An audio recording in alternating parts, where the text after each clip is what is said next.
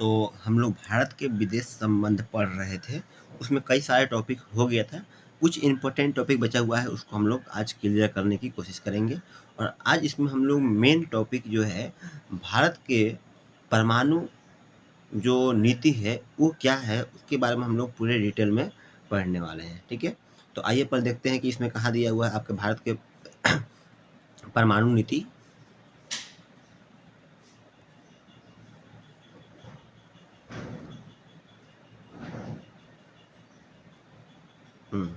देखिए, यहाँ है आपको एनसीईआरटी में दिया हुआ भारत की परमाणु नीति क्या है। तो आपको पता है कि एनसीईआरटी में उतना क्लियर नहीं होता है, इसलिए मैं और भी कई सारे सोर्सेस यूज करके आपको समझाने की कोशिश करूँगा कि भारत की परमाणु नीति है क्या। देखिए, भारत की परमाणु नीति जो भी है उसके बारे में हम लोग आज पढ़ेंगे, तो इसका मतलब पूरे ए टू जेड पढ़ लेना है। इसमें ये पढ़ने के बाद आपको 12वीं के बोर्ड में पेपर आए उससे कोई क्वेश्चन नहीं छूटनी चाहिए। आप इन फ्यूचर यूपीएससी, बीपीएससी या फिर किसी भी सी और डी ग्रुप के एग्ज़ाम दे रहे हो, तो उससे भी उसी तरह क्वेश्चन आए तो आप इस तरह के क्वेश्चन से आप भागे नहीं। इस रिस्पेक्ट में, इस दृष्टि से हम लोग को पढ़ना है। ठीक है, चलिए पहले तो हम लोग देखते हैं कि एनसीईआरटी में है क्या। तो इसमें क्या है, देखिए कहता है कि इस दौर में एक खास बात यह है कि भारत एक परमाणु विस्फोट अर्थात भारत ने 1974 में मई में परमाणु परीक्षण किया। ठीक है, लेकिन क्या सिर्फ ये कहना कि भारत ने 1974 में ही परमाणु के बारे में सोचा, ऐसा नहीं। ये तो एक टाइमलाइन है जब हम परमाणु बम बना करके तैयार कर लिए, लेकिन शुरुआत कहाँ से होती है उसको ले देखिए। नेहरू की औद्योगिक नीति का एक महत्वपूर्ण घटक परमाणु कार्यक्रम था, अर्थात नेहरू के कार्यकाल से ही परमाणु नीति हमारे यहाँ शुरू हो चुकी है। आप मैंने उस दिन जिक्र किया था होमी जहांगीर भाभा की, वो हमारे देश के एक बहुत ही उम्दा किस्म के वैज्ञानिक थे। उनकी कोशिश से ही हम आज परमाणु संपन्न देश बन पाए हैं। कहता है कि 1940 के दशक से ही उन्होंने इसके बारे में सोचना शुरू कर दिया था। जब आप सोचिए 1940 मतलब कि सेकेंड वर्ल्ड वार में जो परमाणु बम यूज हुआ था, उनको इस बात का अंदेशा था कि हाँ, इसकी उपयोग हो सकती है और आने वाला भविष्य में हमें भी इसके लिए तैयार होना होगा। कहता है कि भारत शांतिपूर्ण उद्देश्य में इस्तेमाल के लिए अणु ऊर्जा बनाना चाहता था। नेहरू परमाणु हथियारों के खिलाफ थे। मतलब शुरुआत में नेहरू जी चाहते थे कि मतलब ये हिंसा से जुड़ा हुआ जो भी चीज़ें है उससे हम साइड रहे। उन्होंने महाशक्तियों पर व्यापक परमाणु निशस्त्रीकरण मतलब कि जो भी व्यक्ति, जो भी देश अगर इस तरह का हथियार रख रहा है तो उसके विरोध करे और हम खुद भी इस तरह की चीज़ें न रखें, निशस्त्रीकरण के लिए जोर दिया।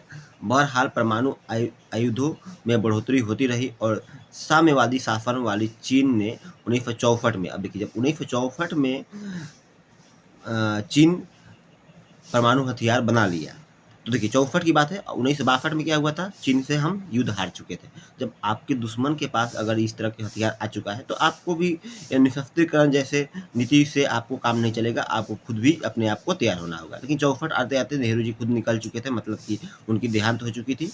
अब प्रधानमंत्री थे हमारे यहाँ, कौन थे, तो शास्त्री जी थे। अब शास्त्री जी वैसे तो माना जाता है बहुत ही शांत स्वभाव के थे, लेकिन शांत थे लेकिन बहुत कहते हैं ना वीर और गंभीर थे, गंभीर किस्म के व्यक्ति थे। और उन्होंने होमी जहांगीर भाभा को एक तरह से वो कर दिया था कि हाँ भाई, अब आप लोग जो है कि इस पे काम जो है जारी रखिए, जब समय आएगा तो हम लोग देखेंगे। अब इसके बारे में थोड़ा थोड़ा भनक यूएसए को लग चुका था। अब यूएसए, ब्रिटेन, सोवियत संघ, उसके बाद फ्रांस, चीन, इन सभी के पास ऑलरेडी ये सभी चीज़ें थी, परमाणु बम थी। और ये सभी देश जो है क्या है, यूएनओ के परमानेंट मेंबर है, अस्थायी सदस्य है। ठीक है, तो उन्होंने एक ऐसा नीति अपनाया कि भाई जिनके पास अब तक हो गया है, ठीक है, लेकिन 1968 में उन्होंने एक कानून लेकर आया जिसे बोलते हैं परमाणु अप्रसार संधि को थोपना। मतलब अब ये क्या है, जिसे मैं आपको बताया था, क्या है ये, एनपीटी। ठीक है, एनपीटी को ही हम बोलते हैं परमाणु अप्रसार संधि को थोपना। ये पूरे दुनिया देश में मतलब कि इन 5 जो अस्थायी सदस्य हैं उन सभी को छोड़ करके और बाकी सभी पे एक तरह से थोप दिया गया कि आप लोग एनपीटी पे साइन कर दीजिए और आप सभी परमाणु बम नहीं बनाएंगे। एक तरह से ये तो असमानता है कि किसी 5 देशों को मिल गया कि आप लोग परमाणु बम रख सकते हैं, बाकी दुनिया का कोई देश नहीं रख सकता है। तो ये कभी ना कभी तो ये जो बाकी देश हैं उन पे ये पाँचों मिल करके हमला कर सकते हैं। इसीलिए भारत एनपीटी पे कभी भी साइन नहीं किया, ये बात आप ध्यान रखिएगा, ठीक है। अब क्यों नहीं किया भारत, इसके बारे में देखिए क्या बोल रहा है कि भारत हमेशा से इस संधि में भेदभावपूर्ण मानता रहा है। यह और भारत इस पर दस्तखत करने से इनकार कर दिया। भारत ने जब अपना पहला परमाणु परीक्षण किया तो उसे शांतिपूर्ण परीक्षण किया। भारत ने कहा कि भाई देखिए हमने परमाणु परीक्षण किया है, लेकिन हमारा क्या है कि हम शांतिपूर्ण, हम किसी पे हमला के लिए नहीं, हम खुद के सुरक्षा के लिए इसको बनाए हैं, ठीक है। कहता है कि इस वक्त परमाणु परीक्षण किया गया था वह दौर घरेलू राजनीति के लिहाज से बड़ा ही कठिन था, क्योंकि 73 में अरब इजराइल युद्ध हुआ था। इससे पूरे विश्व में तेल के लिए बहुत ही एक तरह की हाहाकार मचा हुआ था। अब अगर इस तरह की चीज़ें करते हैं तो हमें भी जो विदेशी प्रतिबंध है उसका भी सामना करने का डर था। अब हुआ वही, क्योंकि अमेरिका और रूस दोनों हम पे बहुत गुस्सा हो गए और कई तरह के प्रतिबंध हम पे लगा दिए। लेकिन एक बात की आपको दाद देना पड़ेगा इंदिरा गांधी जी को, जिन्होंने उस समय प्रधानमंत्री रहते हुए इस कदम के लिए पीछे नहीं हटी कि ठीक है जो भी होगा हम देख लेंगे, कब तक हम डर डर के इसके लिए जिएंगे, ठीक है। चलिए, अब ये तो आपको एक मोटा मोटी चीज़ें दिया हुआ है, इसमें आपने देख लिया। लेकिन इसको और बढ़िया देखने के लिए अब आपको लग रहा है कि यह यहीं तक ख़त्म हो गया, नहीं, ये एक ओवरव्यू है। अब मैंने बोला था कि कई सारे सोर्सेज से हमें इसको पढ़ लेना है ताकि हमें फ्यूचर में फिर कभी और कहीं जाने की ज़रूरत नहीं है, ठीक है। चलिए अब देखते हैं दूसरे रिसोर्सेज क्या है।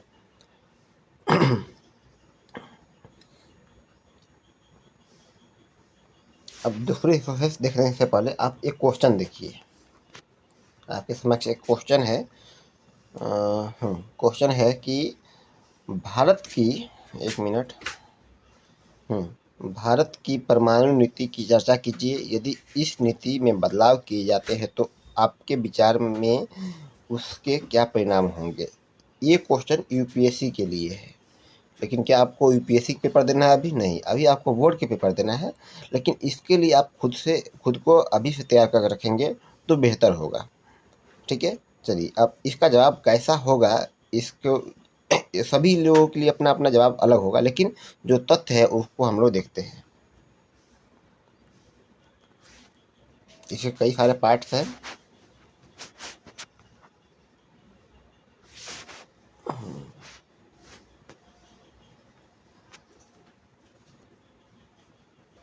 देखिए क्या कहता है, भारत के पूर्व प्रधानमंत्री अटल बिहारी वाजपेयी ने के पुण्यतिथि पर वर्तमान रक्षा मंत्री ने एक वक्तव्य में परमाणु नीति पर फिर से चर्चा का विषय बन गया है। उन्होंने 2003 में सर्वप्रथम परमाणु नीति की अमली जामा पहनाया, मतलब उसके बारे में पूरे दुनिया के सामने हमने अपना एक खाका बनाया। रक्षा मंत्री के अनुसार भारत ने पहले हमला न करने की नीति, मतलब नो फर्स्ट यूज, आपने सुना होगा नो फर्स्ट यूज, NFU को अच्छी तरह पालन किया। किंतु भविष्य में इस तरह की नीति में क्या बदलाव की आवश्यकता है, क्योंकि हुआ यूँ था कि राजनाथ सिंह ने कहीं सभा में ये बात की चर्चा किए थे जब चीन के साथ गलवान वाली घटना हुई, या उससे पहले जो हमारे यहाँ पठानकोट में और जो पुलवामा में घटना हुई, तो रक्षा मंत्री ने कहा कि देखिए वो दिन चला गया जब अटल जी कहे थे नो फर्स्ट यूज। ज़रूरी नहीं है कि हम पहली बार उपयोग नहीं करेंगे, अगर हमें ज़रूरत लगेगा। तो उन्होंने एक लाइन कहा था कि परमाणु बम हम कोई दीपावली में फोड़ने के लिए नहीं बनाए हैं, बल्कि ज़रूरत पड़ेगा तो हम इसको पहली बार भी यूज कर सकते हैं। तो ये चीज़ें उन्होंने कहा। तो इसी पे ये क्वेश्चन है कि क्या हमारी जो परमाणु नीति पहले थी नो फर्स्ट यूज, क्या वो अब फर्स्ट यूज के रूप में क्या हमारी नीति में बदलाव हो सकता है। ये क्या है, एक क्वेश्चन आने के लिए एक आधार हुआ, ठीक है। तो हमारी परमाणु नीति क्या है देखिए, वर्ष 1998 में पोखरण के परमाणु दूसरी बार परमाणु का परीक्षण किया गया, जब अटल जी प्रधानमंत्री बने थे, सिर्फ मात्र 13 दिन के लिए।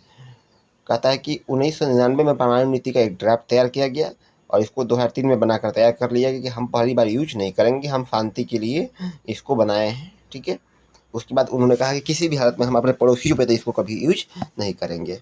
ये कह करके हमने एक बात पूरी दुनिया को एक संदेश दिया कि हम किसी तरह की हिंसा में विश्वास नहीं रखते हैं, हमने परमाणु बम बनाया है अपने सुरक्षा के लिए। एक पॉलिटिकल साइंस में एक वर्ड होता है जिसे हम लोग बोलते हैं डिटरेंस पॉलिसी। डिटरेंस मतलब कि अगर हम अपने घर में हथियार रखेंगे तो पड़ोसी भी हमसे हमला नहीं करेगा, तो कहीं ना कहीं हमने हिंसा को रोकने की कोशिश किया। तो उसी के परिप्रेक्ष्य में हमने भी अपनी परमाणु नीति को अपनाया। चलिए, अब हमारे यहाँ कार्यक्रम क्या था इसको देखिए। कहता है कि ये तो हम लोग पहले देख लिए हैं कि ये 62 में युद्ध हुआ, 64 में हमने चीन ने परमाणु बम बनाया, 65 में हमारी पाकिस्तान से लड़ाई हुई और 74 में हमने अपना परमाणु बम का पहली बार परीक्षण किया, ठीक है। और हमने एनपीटी पे साइन नहीं किया है, आपको पता है। तो एनपीटी पे साइन न करने के बाद कई सारे आप पे प्रतिबंध भी लगे, लेकिन धीरे धीरे बाकी दुनिया को भी समझ में आ गया कि भाई भारत को एक लंबे समय तक आइसोलेट करके रख नहीं सकते हैं, कि आज के समय में भारत एक बहुत बड़ा बाजार है, चाहे हथियार के मामले में, चाहे किसी भी अन्य वस्तु के मामले में, सेवा क्षेत्र के मामले में भारत को इग्नोर नहीं कर सकते हैं दुनिया के कोई भी देश, ठीक है। तो उसको देखते हुए जो भी प्रतिबंध था, धीरे धीरे अमेरिका हो या चीन हो या फिर आपका रूस हो, ये सभी धीरे धीरे प्रतिबंध हटा लिए। चलिए, फिर क्या है कि विश्व परमाणु उद्योग स्थिति ने एक रिपोर्ट जारी किया। उसने कहा कि परमाणु रिएक्टर की संख्या में मामले में भारत विश्व का तीसरा स्थान है। ये ध्यान रखिएगा कि परमाणु रिएक्टर का जो संख्या है भारत में विश्व में तीसरा स्थान है। फिर कहता है कि भारत अपने परमाणु कार्यक्रम के तहत 2024 तक लगभग कितना 14.6 गीगावाट बिजली उत्पादन करेगा, जबकि 32 तक बिजली उत्पादन की क्षमता कितना हो जाएगा 63 गीगावाट, ठीक है। ये बहुत हमारे लिए बड़ी उपलब्धि होगी। तो देखिए, अब तक हम लोग बात कर रहे थे परमाणु बम के बारे में, अब किसकी बात हो रही है, परमाणु ऊर्जा के बारे में, ठीक है। फिर बोल रहा है फिलहाल भारत के में 21 परमाणु रिएक्टर सक्रिय है, ठीक है, जिनमें 7000 मेगावाट बिजली उत्पादन होता है। इसके अलावा 7 अन्य रिएक्टरों में विभिन्न जगहों पर कार्य चल रहा है, जो कि 8000 मेगावाट बिजली अतिरिक्त उत्पादन करेगा। 2009 में आपको पता है कि भारत ने सिविल परमाणु के विकास नहीं कर पाया और पूर्व में व्यापारों की प्रतिबंध लगा दिया गया, और स्वदेशी यूरेनियम के अभाव में भारत मतलब परमाणु बम जिससे या परमाणु ऊर्जा जिससे बनता है वो क्या है, यूरेनियम और थोरियम, वो हमारे पास नहीं है। हम बाहरी देशों से मंगाते हैं, मेनली ऑस्ट्रेलिया से या फिर और कहीं से मंगाते हैं, यूएसए से मंगाते हैं। तो वो लोग प्रतिबंध लगा रखे थे, लेकिन बाद में धीरे धीरे हमारी एक समझौता हो गई, किनसे हुई थी 2011 में, जब मनमोहन सिंह की सरकार थी। तो उन्होंने बराक ओबामा वहाँ के प्रधानमंत्री थे, राष्ट्रपति थे, तो उनसे एक समझौता किया कि ठीक है भाई, आप हमको बिजली बनाने के लिए दीजिए, हम कभी इस तरह की यूज नहीं करेंगे। तो वो एक बड़ी हमारी उपलब्धि मानी जाती है, ठीक है। चलिए, अब आते हैं एनपीटी। तो मैं आपको बता दिया था एनपीटी क्या है। 1968 में एक हस्ताक्षर किया गया और 70 में यह प्रभाव में आ गई, और इसमें 191 देश ऐसे हैं जो कि एनपीटी पर साइन किए हैं, मतलब कि वो सब बोल रहे हैं कि ठीक है, हम परमाणु बम नहीं रखेंगे। लेकिन ध्यान रखिए, भारत इसमें नहीं है। क्यों नहीं है कि ये एक तरह की भेदभावपूर्ण समझौता है, ठीक है। एनपीटी के बाद एक वर्ड और आती है सीटीबीटी। अब ये क्या है, the comprehensive nuclear test ban treaty. अब इसमें क्या है कि ये भी एक तरह के एनपीटी के तरह ही है। बोल रहा है कि यह संधि जिनेवा के निशस्त्रीकरण सम्मेलन के बाद प्रकाश में आई। इस संधि में 1996 में हस्ताक्षर किए गए। अब तक इस पर 184 देश हस्ताक्षर कर चुके हैं। फिर ध्यान दीजिए, यहाँ पे भी भारत इस पे भी साइन नहीं किया है, क्योंकि भारत किसी हालत में इस तरह की भेदभाव पूर्ण संधि को स्वीकार नहीं करेगा, क्योंकि भारत की एक अपनी स्वतंत्र विदेश नीति है, ठीक है। नो फर्स्ट यूज आपको पता है कि हम पहली बार उपयोग नहीं करेंगे, ऐसा हम पहले से नीति बना रखे हैं। लेकिन अभी अनौपचारिक रूप से लगता है कि हाँ, फ्यूचर में अगर हमारे पास कोई अनस्टेबिलिटी आएगी तो हम पहली बार यूज कर सकते हैं। इसके लिए हम इतना केपेबल हो गए हैं। अच्छा, नो फर्स्ट यूज का लाभ क्या है? लाभ ये है कि पूरे दुनिया में हमारा एक संदेश जाता है कि हम कहीं न कहीं हिंसा में विश्वास नहीं रखते हैं। हम निशस्त्रीकरण के कहीं न कहीं हम सपोर्ट करते हैं, लेकिन कैसा निशस्त्रीकरण? जहाँ पर दुनिया के सभी देश इसके लिए एक साथ काम करें। तो कहता है कि भारत ने एमटीसीआर क्या है? मिसाइल टेक्नोलॉजी कंट्रोल्ड रिजिम, जिसे वासेना अरेंजमेंट ऑस्ट्रेलिया समूह के हिस्सा बन चुका है भारत। ठीक है, तो इसका मतलब भारत एमटीसीआर का पे साइन कर चुका है। देखिए, एनटीपी और सीटीबीटी पर भारत ने हस्ताक्षर नहीं किया है, लेकिन जो आपका ये है, क्या है ये, एमटीसीआर है, उस पे साइन किया है, ये आपको ध्यान रखना है। इसके अतिरिक्त भारत ने एनएफजी पे भी साइन किया है, उसका भी सदस्य के रूप में भारत प्रयास कर रहा है। न्यूक्लियर सप्लाई ग्रुप, मतलब कि अगर इसका ग्रुप बन जाने का मतलब आपको आराम से बिजली बनाने के लिए थोरियम और यूरियम दुनिया से प्राप्त होना शुरू हो जाएगा। ठीक है, भारत की सदस्यता में चीन बाधा बन रहा है, क्योंकि चीन आपको पता है यूएनओ का सदस्य है परमानेंट, और इसके लेकर के वो कई तरह से हम पे प्रतिबंध लगाने की कोशिश करता है। वो कहता है कि देखिए, आप बिजली बनाने के लिए दीजिएगा, और ये फिर से उससे बम बनाना शुरू कर देंगे। ठीक है, चलिए, अब क्या है, भारत की नीति में परिवर्तन से जुड़े मुद्दे। ये तो आपको पता है कि जैसे जैसे पूरे वर्ल्ड ऑर्डर बदलता है, विश्व की राजनीति बदलती है, तो वैसे वैसे आप देखिएगा कि आपकी विदेश नीति, आपकी घरेलू नीति, आपकी रक्षा नीति, वो सब चीज़ें बदलती है। तो वही आपको यहाँ पर पूरे कहानी आपको दिया हुआ है। मैं आपको पीडीएफ भेज दूंगा, ये आपका आप पूरे ढंग से पढ़ लेंगे। अब निष्कर्ष यह निकलता है हमारा। अच्छा, एक मिनट, थोड़ा सा ये भी है। कहता है, चीन हमेशा भारत के मामले में अंतर्राष्ट्रीय मंचों पर अड़ंगा लगाता रहा है। चीन अपने पहले ही भारत में एनपीटी में शामिल न होने कारण एनएसजी में भारतीय सदस्यता का विरोध कर रहा है। मतलब कहता है चीन की, जब भारत एनपीटी पे साइन नहीं किया है तो एनएसजी का मेंबर नहीं बन सकता। अर्थात अगर भारत ये नहीं बोला कि हम एनपीटी के सदस्य बनेंगे, तो एनएसजी मतलब कि उनको थोरियम और यूरेनियम प्रदान न किया जाए। फिर कहता है कि भारत संयुक्त राष्ट्र सुरक्षा परिषद के अस्थायी सदस्य की मांग करता रहा है, और भारत अपने परमाणु नीति में बदलाव करता है तो चीन के लिए यह स्थिति एक अवसर के समान होगी, जिसका उपयोग भारत की यूएनएससी में स्थायी सदस्यता की विरोध करने में कर सकता है। मतलब कि अगर हम नो फर्स्ट यूज को नीति को ब्रेक करते हैं, तो कहीं ना कहीं एक नेगेटिव हमारी छवि जाएगी पूरी दुनिया में।